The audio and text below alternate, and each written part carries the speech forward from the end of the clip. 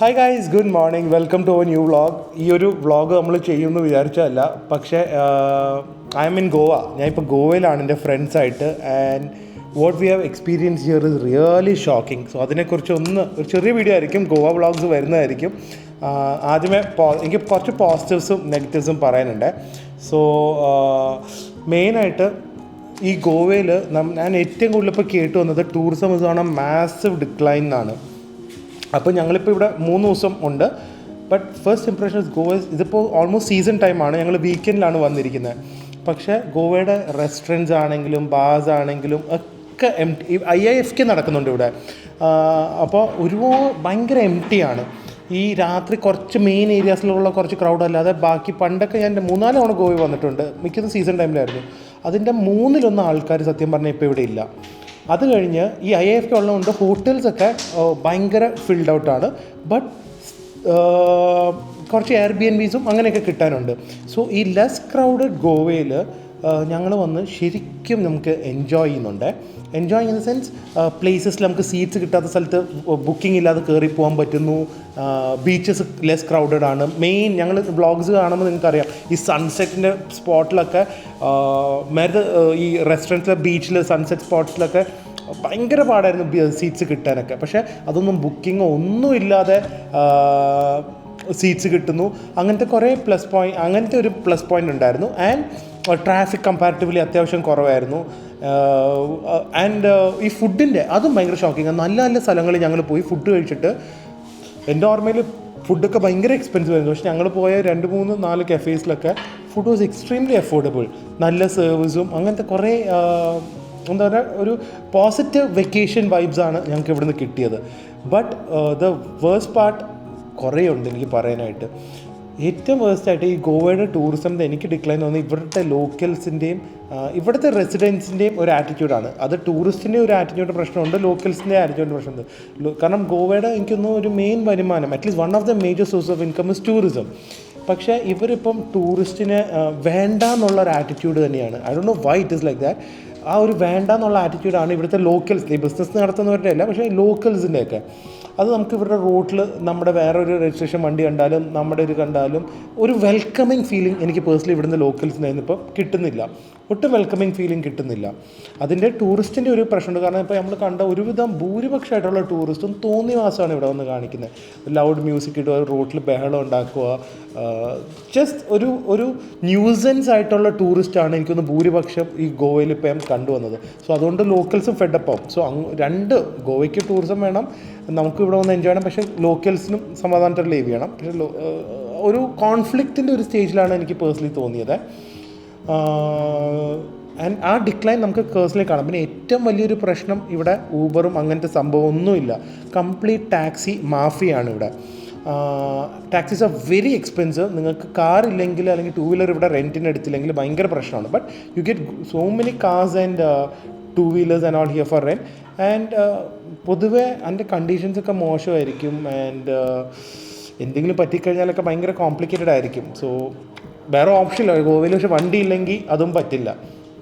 And ഈ വണ്ടി എടുത്ത് ഓടിക്കുന്ന ഹിന്ദിക്കാരാണെങ്കിൽ ആരാണെങ്കിലും അവരും ഭയങ്കര റാഷാണ്. അതുകൊണ്ട് പിന്നെ ആ ഒരു പ്രശ്നവും അവരെവിടെ വേണമെങ്കിലും കാറ് പാർക്ക് ചെയ്യുന്നു, എവിടെ വേണമെങ്കിലും ഇടുന്നു. അവരുടെ കാറല്ലല്ലോ. സോ അതും ഈ ലോക്കൽസിന് വീടിന് മുമ്പിൽ ഇടുന്നു. സോ അതും എനിക്കൊന്ന് ഈ ലോക്കൽസിനൊക്കെ ഈ പ്രശ്നം വരുന്നുണ്ട്. പിന്നെ അതല്ലാതെ റോട്ടിൽ കംപ്ലീറ്റ് പട്ടിയും പശുവാണ്.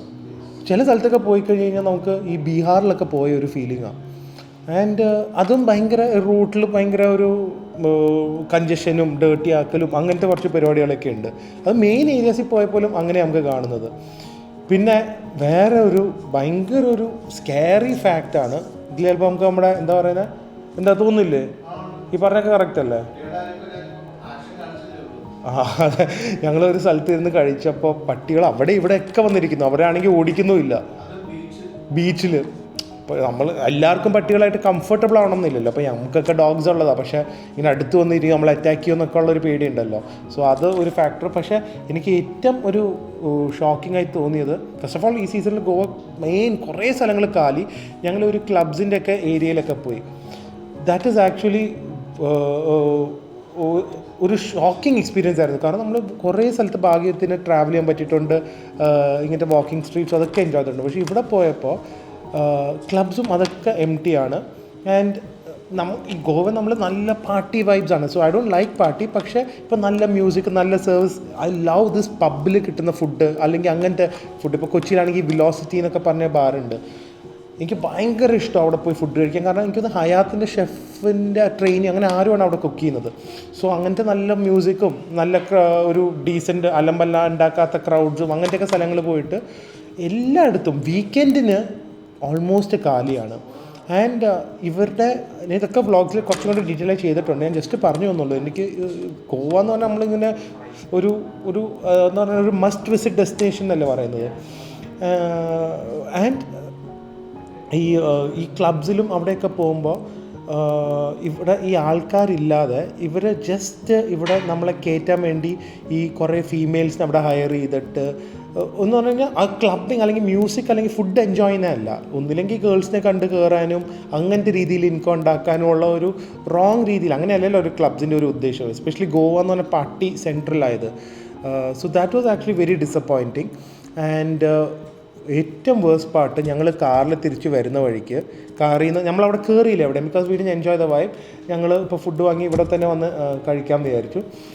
കാറിൽ തിരിച്ച് പോകുന്ന വഴിക്ക് ഈ കാറിൽ ഈ നമ്മുടെ സൈഡിൽ ആൾക്കാർ ചേസ് ചെയ്യുകയാണ്.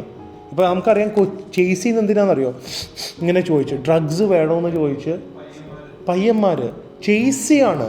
ഇപ്പോൾ നമുക്കറിയാം തായ്ലൻഡിൽ ക്യാനബസ് ഫ്രീ ആണ്, അല്ലെങ്കിൽ ലീഗലാണ്. കൊച്ചിയിൽ ഭയങ്കര ഡ്രഗ് ഇഷ്യൂ ഉണ്ടെന്ന്. പക്ഷേ അത് അറ്റ്ലീസ്റ്റ് നമ്മൾ തേടിയെങ്കിലും പോകണ്ടേ, അല്ലെങ്കിൽ വേണം എന്നുള്ളൊരു മൈൻഡ് സെറ്റെങ്കിലും വേണ്ടേ. ഇങ്ങോട്ട് വന്ന് ഫോഴ്സ്ഫുള്ളി വിൽക്കുന്നത് എനിക്ക് തോന്നുന്നില്ല. അറ്റ്ലീസ്റ്റ് എൻ്റെ ഒരു ഇത്രയും വർഷത്തിൽ ഞാൻ ജീവിച്ചത്, അല്ലെങ്കിൽ ഞാൻ അങ്ങനെ കേട്ടുപറ്റുമില്ല. ഓബ്വിയസ്ലി ഡ്രഗ്സ് അവൈലബിലിറ്റി ഒക്കെ ഉണ്ടെന്ന് അറിയാം. പക്ഷേ ഇവിടെ പീപ്പിൾ ആർ ചേസിങ്. ഇങ്ങനെ കാറിൽ ഒരാളോ രണ്ടുപേരോ അല്ല, ഇങ്ങനെ വിൻഡോൻ്റെ സൈഡിൽ ഇങ്ങനെ വന്ന് ചേസ് ചെയ്യണം നമ്മളോട്, ഇത് വേണോ എന്ന് ചോദിച്ചുകൊണ്ട്. It is just too much. അപ്പോൾ ഒന്ന് ആലോചിച്ച് നോക്ക്, ഇൻഫ്ലുവൻസ്ഡ് ആവാൻ പറ്റിയ, അല്ലെങ്കിൽ ഇത് ട്രൈ ചെയ്യണം എന്നുള്ളതോ, അല്ലെങ്കിൽ വേണ്ടവർക്കാണെങ്കിൽ എന്തൊരു ഇവിടെ വന്നു കഴിഞ്ഞാൽ what effect it will have on them. But so this is നമ്മൾ എക്സ്പെക്റ്റ് ചെയ്ത ഒരു ഗോവയെ അല്ല ഇപ്പം ഇവിടെ വന്നിരിക്കുന്നത്. പക്ഷേ ഞാൻ പറഞ്ഞ പോലെ പ്ലസ് സൈഡ് ഉണ്ട്. ഈവൻ ഈ ലെസ് ക്രൗഡ് ആയതുകൊണ്ടായിരിക്കും beaches and all were very beautiful, clean ആയിരുന്നു. ഈ കുറച്ച് ആക്ച്വലി ഈ എന്താ പറയുന്നത് തട്ടിപ്പ് പോലത്തെ റെസ്റ്റോറൻറ്റ്സ്, വെറുതെ ക്രൗഡ് വരുന്നതുകൊണ്ട് എന്തെങ്കിലും സെർവ് ചെയ്യാം എന്നുള്ള അങ്ങനത്തെ പേരൊക്കെ കുറേ പൂട്ടിപ്പോയി. റെപ്യൂട്ടബിൾ സ്ഥലങ്ങളാണ് ഇപ്പോൾ കൂടുതലുള്ളത്. അതുകൊണ്ട് നമുക്ക് നല്ല ഫുഡും നല്ല സർവീസൊക്കെ കിട്ടുന്നുണ്ട്. ഇന്ന് നമ്മൾ പോയ സ്ഥലത്തിൻ്റെ പേരെന്തായിരുന്നു? അല്ലല്ല, ബീച്ചിൻ്റെ അത് പാം ആൻഡ് സാൻഡ്സ് എന്ന് പറഞ്ഞൊരു കഫേ പോയി. Beautiful service, extremely affordable food, right on the beach. അതിൻ്റെ ഫോട്ടോ ഞാൻ ജസ്റ്റ് ഇവിടെ വെച്ചേക്കാം, ഒരു ഫോട്ടോ. സോ അങ്ങനത്തെ കുറച്ചൊക്കെ എൻജോയ് ചെയ്താലും ഓവറോൾ എനിക്ക് as a tourist destination Goa is ഭയങ്കര താഴ്ത്തേക്ക് പോയി. We feel unwelcomed over here.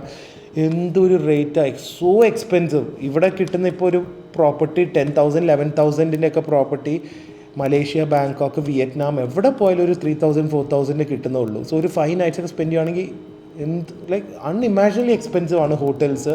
അതിൻ്റെ കൂടെ ഈ ഡ്രഗ്സും അതുപോലെ വരുന്ന ടൂറിസ്റ്റിൻ്റെ ഒരു റെസ്പെക്റ്റ് ഇല്ലായ്മ, ഈ ഗോവ അല്ലെങ്കിൽ എന്നുള്ള സ്റ്റേറ്റിനോടും ഇവിടുത്തെ ആൾക്കാരോടും ഉള്ള റെസ്പെക്റ്റ് ഇല്ലായ്മ എല്ലാം കൂടെ കൊണ്ട് I think Goa is going through a bad face.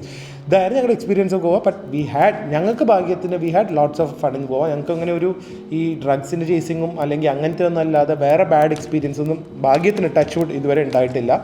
Again we are here for some more days. So ഈ ഒരു എക്സ്പീരിയൻസ് ഈ ഗോവ വ്ളോഗ് വരുന്നതിന് മുമ്പ് എനിക്ക് ഷെയർ ചെയ്യണമെന്നുണ്ടായിരുന്നു. സോ നിങ്ങൾക്ക് എന്തെങ്കിലും ഗോവയെക്കുറിച്ച് ഇതിനെക്കുറിച്ച് ആഡ് ചെയ്യുന്നുണ്ടെങ്കിൽ പ്ലീസ് ഡു കമൻറ്റ്. ആൻഡ് നമ്മുടെ ഗോവൻ വ്ളോഗ്സ് ഉടനെ വരുന്നതായിരിക്കും. ആൻഡ് ലക്കിലി ഞങ്ങളുടെ ലാസ്റ്റ് മൂവ്മെൻറ്റ് ഒരു പ്ലാൻ ആയിരുന്നു. We got a beautiful Airbnb. ഇത് കാണാൻ നിങ്ങൾക്ക് കിച്ചനും അങ്ങനത്തെ ഏരിയയൊക്കെയാണ്. We have beautiful living room, 2 bedroom, complete air condition. ഇത് ഭയങ്കര അഫോർഡബിൾ ആയി കിട്ടും. പക്ഷേ ഓബ്വിയസ്ലി ഇത് കാറില്ലാതെ പറ്റില്ല, കാരണം എല്ലായിടത്തും ഒരു 10 kilometer മാറിയാണ്. സോ എന്തായാലും ഇതൊക്കെ ആയിട്ട് നമ്മളൊരു വ്ളോഗ് ഗോവ സീരീസ് വരുന്നതായിരിക്കും. It's going to be lots of fun. And Goa experience ഉണ്ടെങ്കിൽ ഷെയർ ചെയ്യുക. വേറൊരു വ്ളോഗിൽ കാണാം. അതുവരെ stay healthy, stay happy, by.